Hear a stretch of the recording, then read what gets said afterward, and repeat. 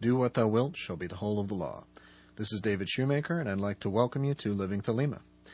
Now, this month we're going to go back to the basics, and I'm going to talk to you about the star ruby, which of course is one of the most fundamental rituals in the Thelemic canon, and one that I highly recommend you explore as a potential addition to your daily regimen. Now, the star ruby was written around 1912 and first appeared in the Book of Lies.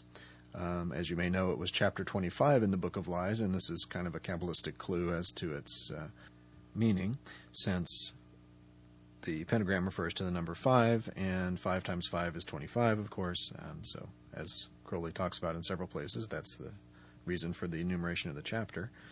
Now, I mentioned this on the segment about the lesser ritual of the pentagram, one of the very earliest Living Thelema segments, and I'm still not aware of any direct evidence that Crowley actually used the star ruby himself or even taught it actively. I know he was teaching the traditional lesser ritual of the pentagram with the addition of Aiwass at the heart as late as the 1940s. So, it's a curious thing that he's clearly recommending this as a Thelemic expansion of the pentagram formula, as a Thelemic variant of the basic pentagram ritual, but still continued to use some traditional forms throughout his life. Nevertheless, in my opinion, it's a powerful ritual and certainly worthy of exploration and experimentation. So let's start with a little bit of theory about where you might want to use the star ruby and how you might want to use it. Basically, as I've referenced, it's a replacement in many senses for the lesser ritual of the pentagram. You generally wouldn't be doing both a banishing ritual, traditional banishing ritual of the pentagram, and the star ruby in the same setting. And you would generally, if you had, for example, used a lesser invoking ritual of the pentagram as an opening ritual, you would generally close with the traditional lesser banishing ritual rather than banishing with the star ruby. So just try to stay consistent with it. Now, the interesting thing about the existing form of the star ruby as Crowley left it to us is that there really is no invoking form of this ritual. Unlike the lesser ritual of the pentagram, where you have specific invoking and banishing forms depending on how you draw the pentagrams, this is only a banishing ritual. Now, that doesn't mean that forces aren't invoked, and one of the things we'll talk about right now is the energetic properties of the ritual, if you will. Now, certainly in its similarities to the lesser ritual of the pentagram, the traditional form, you have components that correspond to the 4 elements, and you do some equilibrating actions that bring you to the center of those 4 elements, and then there's a climactic section. In this particular ritual, the really unique thing about this ritual, contrasted with traditional form, is that in that central climactic section, you're not just proclaiming yourself as Lord of the elements. You're proclaiming that you are at Tefereth as the spirit point that is crowning the 4 elements. But here, you're taking it a step further and using the formula of NOX to assert dominion over the tree of life all the way up to Binah, all the way up to the supernal triad. So for that reason, this ritual for me experientially, and you can certainly and should certainly verify this for yourself with your own experimentation, but for me it's like a combination of a banishing and invoking in some ways. The elemental aspects of the ritual give me that sense of cleanliness that we associate with the banishing, and then the elevation of the consciousness through the Sephiroth above Tefereth via the Signs of NOX and such really gives that sense of holiness that we associate with a good invoking ritual. So interesting hybrid in some ways here. Now, I should mention a little bit more about the formula of NOX that is in play here. You might want to review the Living Thelema segment on the formulae of Lux and NOX, which I did several months ago, as a more detailed assessment of this. But basically, the the magician arrives at Tefereth, focused on the Formula of NOX, whereby they are aimed at that one star in sight that is the Holy Guardian Angel. Then, having attained that marriage with the angel, the courtship continues in increasing intimacy until the focus begins to shift to giving up one's identity into the cup of Babylon associated with Binah and the supernals in general, so that supernal night, which is the NOX, the night of Pan. And speaking of Pan, the climax of the ritual really is an exclamation of Yo Pan, to identify with that supernal all, that supernal night that is at the core of the Formula of NOX and the Formula of the Grail. So, enough theory. As usual, we're going to try to keep it mostly practical here today. But I wanted you to have a little bit of that background. So, let's look at the ritual a little more carefully. There's two primary versions that have been published. One was the original in the Book of Lies, and the other was in Magic and Theory and Practice. Now, today we're going to focus on the Book of Lies version for a couple reasons. One is that it uses the attributions to the quarters, the elemental attributions to the quarters, that are also used in the lesser ritual of the hexagram, as used in the second order vault of the Golden Dawn. So if you've listened to my segment on the lesser ritual of the hexagram, you'll know that the published versions of the hexagram ritual are using a formula that generally would have only been used within the vault of the second order Golden Dawn temple, or the equivalent for an individual magician. So, in any case, it's a neat formula. It's a tidy formula that has some precedence in our other work that we've discussed. The Magic and Theory and Practice version, however, has a different set of attributions, which appear perhaps to have been kind of a work in progress, with perhaps some editorial mistakes that don't quite line up, and so it's really more than I can go into in this segment, but suffice it to say that there's enough debate and confusion, at least in my mind, about that MTP version of the ritual that we're going to focus on the Book of Lies version today. Now, I've mentioned these different ways of attributing the elements to the quarters here, and I should explain where those are derived from. And the key is looking at the way Crowley describes how you pronounce the names at the quarters. For example, in the Book of Lies version that we're going to talk about today, the four names are Chaos, Babylon, Eros, and Suke. And he says, for example, to roar Chaos. Roar is the sound of a lion. Lion is Leo. Leo is fire. Fire is in the east. So we have fire attributed to the east with Chaos. Babylon is screamed, he says. And the old attribution of Scorpio to water, the eagle would have been the cherub, and the eagle has that screaming sound. So that's where he gets that, and we put, therefore, water in the north. We move around to the west, and he says to say Eros. And simply speaking something is what the man does, and the man's attributed to Aquarius, and we have, therefore, an air. So we have air in the west. And then finally you move to the south, and bellow Suke. Bellow is the sound of the bull. Bull is Taurus. Taurus is earth. So earth's in the south. So again, what we have is Yod He Vav He, fire, water, air, earth, counterclockwise, starting in the east, and that's the same set of attributions that are used inside the vault in the Golden Dawn. Now, you can certainly learn a lot more about this ritual by studying the Kabbalistic formulae that are encoded in the various words of the ritual, but in keeping with our purpose here with Living Thelema to be more practical and experiential, I'm not going to go into a whole lot of detail on that, but I strongly encourage your own research into the Greek gematria of the various words. So let's step through the ritual point by point.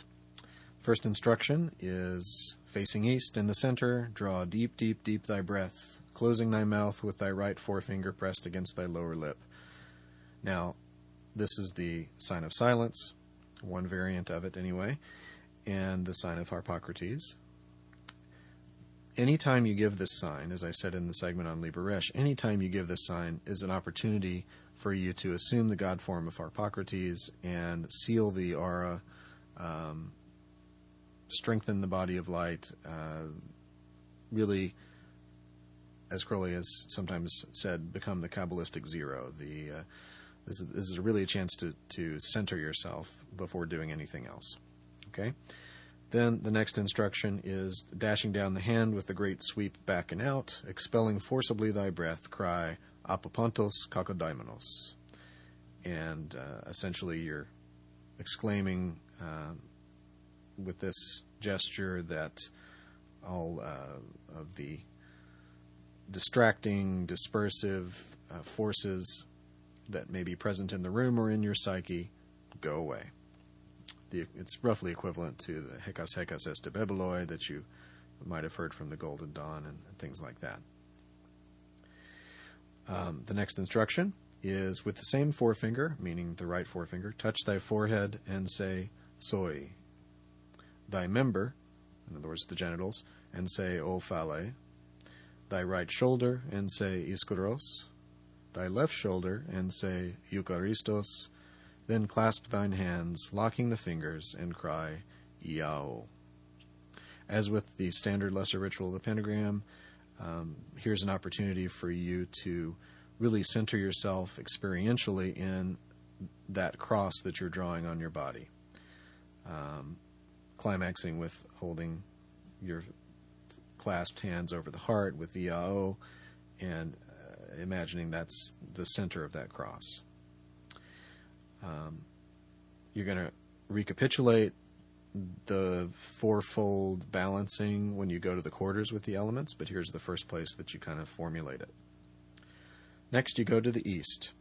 And unlike the lesser ritual of the pentagram where you're tracing pentagrams with your finger or your weapon, here you're imagining the pentagrams at your forehead in the middle of an upward pointed triangle that you're making with your hands. At least that's what I recommend with it. So you go to the east, you raise your hands up to your forehead, making a triangle like you would doing Liber Resh at noon. And formulate, I like to use a red pentagram in the middle of that triangle at the forehead. Breathe deeply. As with any vibration of names of power, you want to feel yourself drawing in energy with the breath, and then as you breathe out the name and fully express it energetically, you're giving the sign of the intro, or the sign of Horus, as he calls it here, and flinging that pentagram infinitely out to the quarter that you're facing. So maybe see it springing forth from between your hands and forehead, growing larger and larger out to the quarter, so that in your astral vision it is about the size of the entire wall in front of you, but your inner conception of that is that you have sent it all the way out to the infinities of the quarter you're facing. And then you retire, as he says, retire thine hand in the sign of Furpakrat, which means come back to the sign of silence with your right hand on your lower lip. And in this case, as I said before, you're in the east, and you are roaring, so to speak, Chaos. Then you go around to the north and formulate the pentagram in the same way, but scream Babylon. Notice you're going counterclockwise, right, in contrast to the lesser ritual of the pentagram traditionally. Keep going around to the west and repeat saying Eros. Then go around to the south and repeat, but bellow Suke. Complete the circle back to the east and go back to the center. Now, before we move on from there, I want to point out one thing that I think is fairly important and is not written in the ritual, and that is trace a connecting line between the pentagrams, just like you do in the traditional lesser ritual of the pentagram.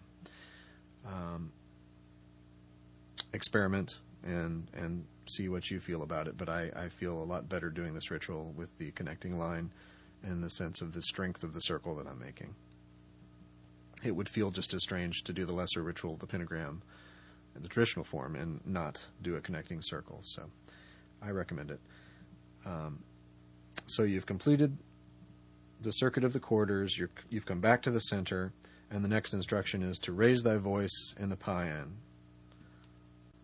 which is basically to say an exclamation of thanksgiving or triumph. Here's where and Crowley says, with the words Yopan and the signs of NOX. That's how you're supposed to deliver this exclamation of triumph and thanksgiving. In a letter to Charles Stansfield Jones, Frater Achad, from around 1916, Crowley gave what I feel is the most complete description of the correct way of doing the signs of NOX. And I should mention that I'm going to put on the podcast blog a full video of me performing the entirety of the Star Ruby, so that you can see not only the actions, but also the specific way that I do the signs of NOX, and all the other things I'm describing here, the pronunciations of the words, for example. I just feel that that's going to be an easier way to get across all this information rather than trying to describe it all. So watch for the signs of NOX on the video in terms of the particular way they're given. Basically, you're giving the signs sequentially, moving up from Gebura. So you're going through the grades of Adeptus Major, Adeptus Exemptus, Babe of the Abyss, and Magister Template. You're doing those in order, and then climaxing with the exclamation Yopan. Then the next gesture is extending the arms in the form of a tau cross, and he says, say low but clear, and then gives a series of words that you pronounce, which are basically analogous to the words you're saying in the traditional lesser ritual, the pentagram, where you, in that form, you'd be naming the archangels that were the wardens of the four quarters, but here you're naming four orders of mythological beings that are the wardens of those quarters. As with the traditional form, I suggest that as you pronounce the names of these four orders of beings, that you identify as strongly as possible with the element of that quarter. One effective way of doing this, rather than trying too hard to anthropomorphize these figures as if you're building a singular image, like you would have perhaps with the archangels in the lesser ritual. Here, I think it may work better for you to see the entire quarter filled with a brilliant light of the elemental colors. So when you're in the east and it's fire, and you're projecting that name of Chaos, you're seeing a fiery realm there filled with red light. And similarly, when you're back here at the center for the climax of the ritual, and you say Promu Yuges, then you see that fiery realm again. So the full set of words here associated with this segment of the ritual is Promu Yuges, Opisomu Telatarkai, Epidexia Sinokes, Eperastero Daimonos. And so you've surrounded yourself with the four orders there. And then Phlegiga Perimu or Astroton Pente. For About Me Flames the Pentagram, basically, or the Star of Five. And then Kain Tistele o Astrotonex Esteke. And there you're surrounding yourself with the six-rayed star. So, again, analogous to the traditional form of the ritual. And then finally, you just repeat the first section, Soe Ophale, Iskaros Eucharisto Siao, and then do the gesture with the sign of silence and Apopatos Kakadamenos one more time. So, I told you we're going back to the basics here today, and that's basically the ritual. Again, I'm going to put a full video of performance of this ritual on the resources page at livingthelema.com, and there will be a link to that on the podcast blog. Also, there will be links to both the Book of Lies version and the Magic and Theory and Practice version on the blog as well. As always, if you have questions or comments, please email me at livingthelema@me.com. And go ahead and, if you wish, like our Facebook page, the Living Thelema Facebook page. We do sometimes have discussions there, and of course you'll get updates on various things related to the podcast and my lectures and such. And please visit livingthelema.com for resources for many of the segments that we've done over these last many months, and more information about my work, my biography, and that sort of thing. So thanks very much for listening again, and I will look forward to talking to you next time. Love is the law, love under will.